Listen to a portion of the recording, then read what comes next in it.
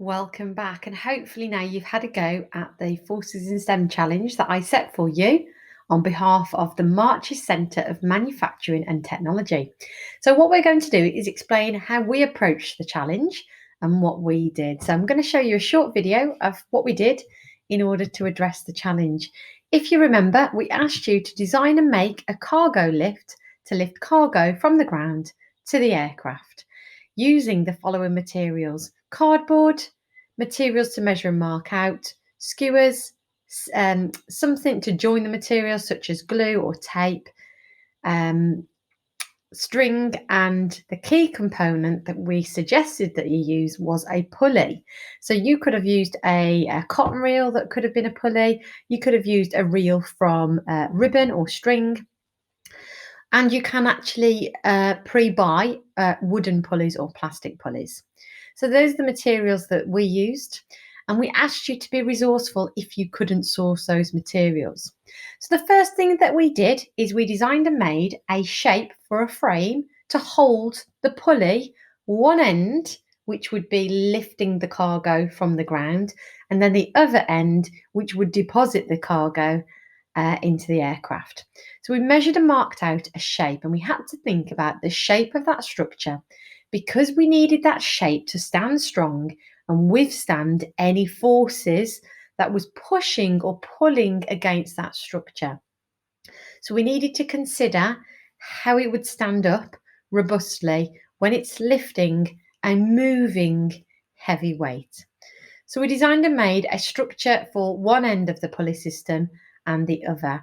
And we cut out using scissors, and we made the frame for the top of the pulley and the frame for the bottom. And as you can see, the key difference in both frames is the size. So that size is a variable that you can change. You could make larger or smaller.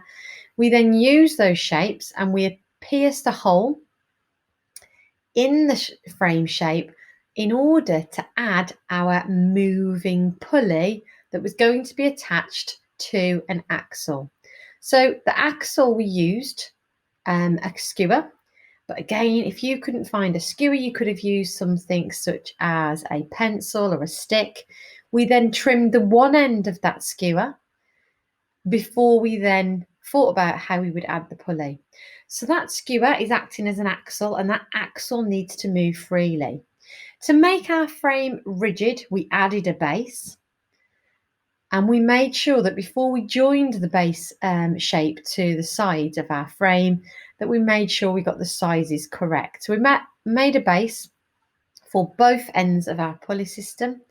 Once we made a base for both ends of our pulley system, we then trimmed the axle to the right size. So once we trimmed the axle, using our scissors to indent the wood, and we snapped the skewer, we then inserted it through the frame. But before we did, we added the pulley.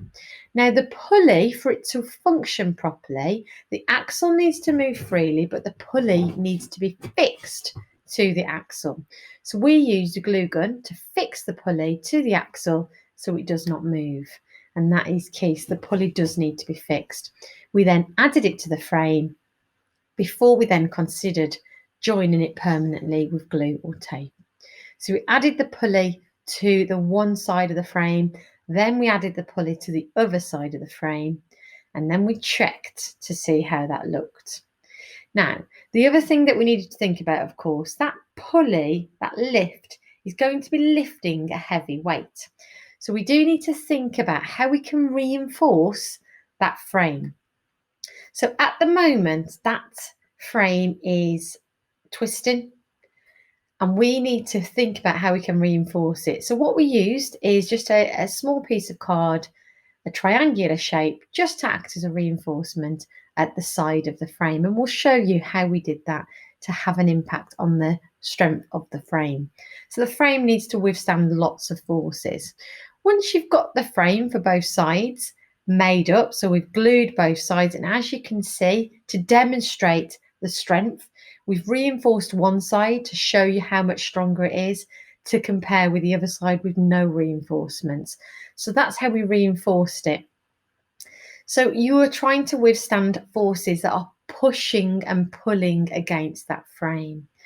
Once you've figured out your frame shapes, either end, obviously at the moment, then you can move them, but to make the pulley system stronger, you could fix them to a base.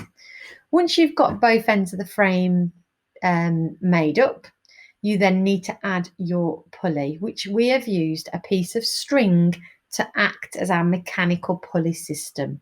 So pulleys are found in lots of mechanical devices, and sometimes that pulley is made from a piece of string, a piece of wire, a piece of rubber. It very much depends on where that pulley system is being used.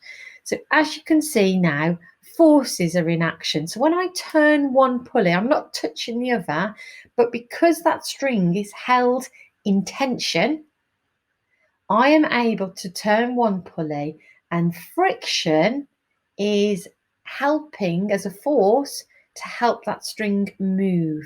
So that string is able to move from one pulley to the other using friction as a force.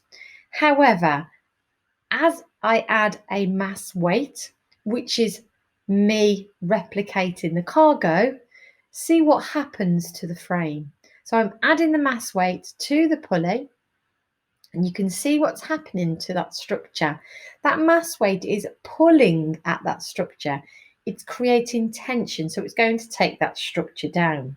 So as an engineer, you need to think about the weight that's being pulling at that structure. We need to think about how we could counterbalance it. So engineers counterbalance structures by counterbalancing that weight that it's lifting. So if you think about a crane, for instance, there's a weight on the other end of the crane that counterbalances the weight that's being lifted. So I counterbalanced it simply with a pair of scissors, because this is my prototype, and I'm working within the home, and I'm using resources that I can get my hands on. But think about that pulley system. It could be on the ground, so you're lifting from one height to another, or you could fix it to a side frame. So it's lifting that cargo on an incline. And obviously when it's lifting it on an incline, forces are being applied to both those structures again. So you can see here that weight, which is just a cotton reel, is pulling at that pulley system. So I need to counterbalance both of those mechanisms so they can work together.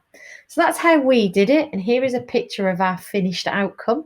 So that lift, that cargo lift, which is a prototype, has been designed to lift cargo from the ground to an incline, which would be at the height of the aircraft. So hopefully you've enjoyed doing this, and we look forward to seeing your creation.